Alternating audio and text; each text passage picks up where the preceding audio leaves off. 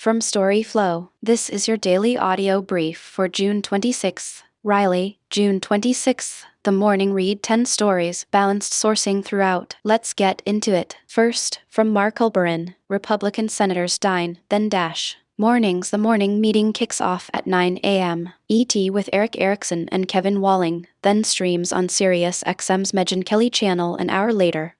The group chat goes live at 4 p.m. and at 5 p.m. Mottur and Ed Rogers join 2WAY tonight for a bipartisan chat. The day's political calendar is busy. The House Appropriations Homeland Security subcommittee hears from DHS Secretary Markwayne Mullin at 10 a.m., while NATO's Mark Rutte meets Capitol Hill lawmakers and later talks with the Atlantic Council about the upcoming summit in Turkey. NASA and the Canadian Space Agency announce a spacewalk on the ISS, an economic data GDP, weekly jobless claims, and consumer spending drops at 8:30 a.m. In sports, the 2026 World Cup features 6 matches, including Turkey versus the United States at 10 p.m. Second, from markhalperin, wait-and-see mode. Zoran Mamdani is nudging the Democratic Party's left edge into the mainstream in New York City, a move that could ripple out to national politics. At the same time, some voters and operatives are uneasy about the Democratic Socialists of America's rhetoric, worrying it might strain the broader coalition as the midterms loom. Hakeem Jeffries is feeling the pressure, trying to steer the party while keeping his New York base happy, and early sketches of the 2026 House and Senate maps are already shaping the next battleground. The conversation on the morning meeting broke down how the DSA wing is influencing strategy and what that means for the party's direction. If you want the full discussion, the show runs live on SiriusXM's Megyn Kelly channel and streams on YouTube, Apple, Spotify, and other podcast apps. There's also a follow-up to WAY tonight at 5 p.m. ET with strategists from both sides, plus a next-up episode featuring a mix of political and cultural voices. Give it a listen when you have a moment. Up next, third, from markhalperin, the best explanation of the rise of Sanders, Trump, Mamdani, socialism, and the midterms you will hear anywhere. I just wrapped up the latest Next Up episode, and it's a solid look at what Tuesday's New York City primaries mean for the Democratic Party's future. Veteran strategist Doug Sosnick breaks down how decades of economic shifts have set the stage for a surge in Democratic socialists, and why that could reshape the party by 2026. Drew Holden from American Compass chimes in, pointing out the lingering gaps in the COVID response and how the media missed an opportunity to probe China's role more deeply. His take adds a layer of accountability to the conversation. Then Mitchell Model, the Gotham City legend, shares how the Knicks' recent championship sparked his return to the sports apparel world, tying the city's cultural vibe into the political narrative. If you're interested in more live discussions, the show's teasing a group chat at 4 p.m. on 2WAY tonight. Mottur, Ed Rogers, and I examine Cruz's response, discussed whether leaders in either party are willing to confront anti-Semitic rhetoric within their own ranks, and explored what these debates could mean for the 2026 midterms and the 2028 presidential race. We also looked at President Trump's continued dominance over his Republican rivals, the Democratic Party's struggle to define itself amid the influence of the Democratic Socialists of America, the legislative gridlock in the House, and much more, all with the insight and participation of the 2WAY community. Watch today's new episode of the group chat. Next up on today's episode of Next Up, I break down the fallout from New York City's primaries and what the rise of Democratic Socialists means for the Democratic Party's future. ET and a 2WAY tonight with Mottur and Ed Rogers at 5 p.m.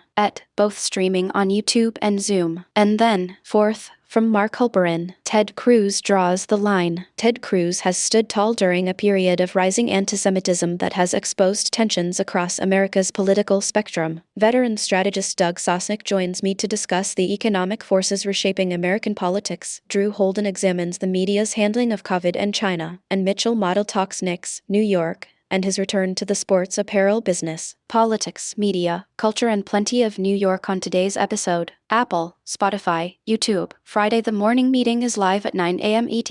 Larry O'Connor, Kevin Walling, and I break down the day's biggest stories and take your questions in real time. Watch live by Zoom here. You can watch it on YouTube live here. Download 2WAY podcasts. The morning meeting and 2WAY tonight are available as audio podcasts on Apple, Spotify, and all major platforms. The morning meeting, Apple, Spotify, 2WAY tonight, Apple, Spotify. Next, fifth, from Rachel Reeves. We don't need a remake. Dawn Dispatch / June 25th. 2026. Happy Thursday, friends. Before we get into any news-related content, can we discuss this? It's fair to say that I'm a bit of a curmudgeon when it comes to remaking already excellent movies / television shows, but can we all agree that each of these new spins just seems tired and lazy? First of all, the tagline alone suggests they might not truly understand what they read if they read it. Can we not try to appeal so much to the girl boss sensibilities of 2026 and stay true to Austen's original masterpiece? Is this too much to ask? Secondly, I don't mean to get nitpicky, but I'm going to. Why are we having the hair down, beach wave look? That suggested something completely different in the Regency era, and you'd think they'd maybe know that. And finally, why is everything so dark? Where are the colors? I feel like this is a trend in filmmaking these days, but what a miss when dealing with such rich textures and color palettes. I mean,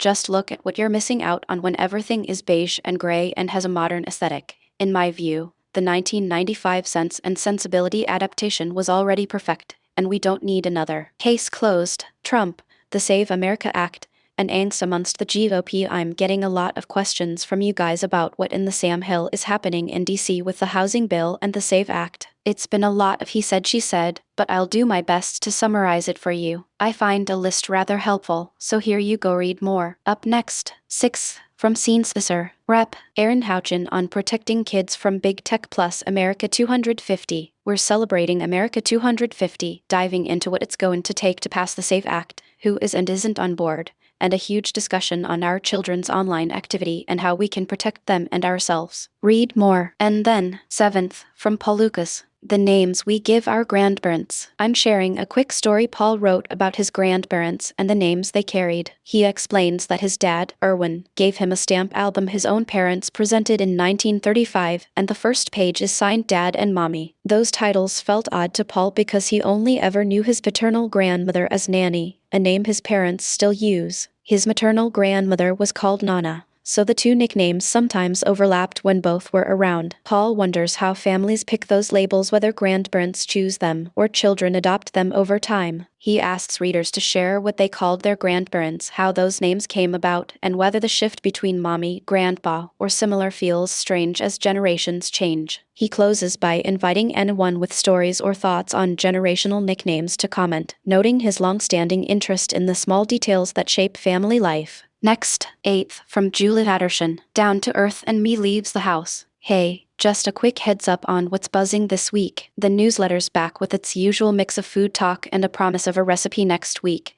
so expect that culinary teaser soon. The author's been buzzing about Down to Earth, a queer romance set on a vegetable farm, and even got a shout-out from Samantha Irby, who's been devouring the whole 831 stories lineup and now can't get enough of this new love story. The vibe is sweet with a kick of spice, so if you're into something cozy yet lively, it sounds like a perfect pick. And there's a live event on the horizon, a book signing at the Pride Book Fair in New York City, happening Friday, June 26th at the LGBTQ Community Center on West 13th Street. The author will be there around 3 in the afternoon, and the whole day's set to be a good time. That's the gist: food, romance, and a chance to meet the writer in person. Catch you later. Up next, 9th, from Wonder Tools. My favorite free, private AI. I've been digging into the whole private eye scene because it's a neat way to keep your data off the big tech cloud. The core idea is simple. You download a program like Jan, install it on your Mac, PC, or Linux box, pick an open source language model, and you've got a chatbot that never talks to anyone else. It runs locally, costs nothing, and you can swap models whenever you want, so the tone and expertise change to match the task you're tackling. Jan is the most polished option I've tried. A minute to install, a clean interface, and a built-in prompt library that helps you get started with things like summarizing notes or polishing an angry email. If you close heavy apps first, it stays snappy. The trade-off is that you won't get the latest plugins or massive context windows you see on ChatGPT, but you gain full control over what you feed the model, and you can even go offline on a train or in a cabin. There are a few other free tools worth a look. MSTI adds a Zen mode and lets you build multiple personas, while anything LLM can pull in files, make simple charts, and even do a web search with a free Google API key. For the more technically inclined, LM Studio is praised by AI educators for its quick updates and easy model switching. Florent Dottens used it to analyze plain photos without ever sending the images to a server. Overall, the private AI route saves you subscription fees, keeps sensitive queries private, and lets you experiment with a growing catalog of open-source models. It won't replace the polish of the big commercial platforms, but for everyday writing, coding help, or just a quiet place to brainstorm, it's a solid, cost-free alternative. And then, 10th, from Hannah Spear, #76, Treating the Pathological Female, Why the Current Model Fails. The piece points out that most borderline personality disorder treatments zero in on emotional dysregulation, aiming to curb distress, self-harm, anxiety, and crisis episodes. It argues that this narrow focus overlooks the broader lived experience of those diagnosed,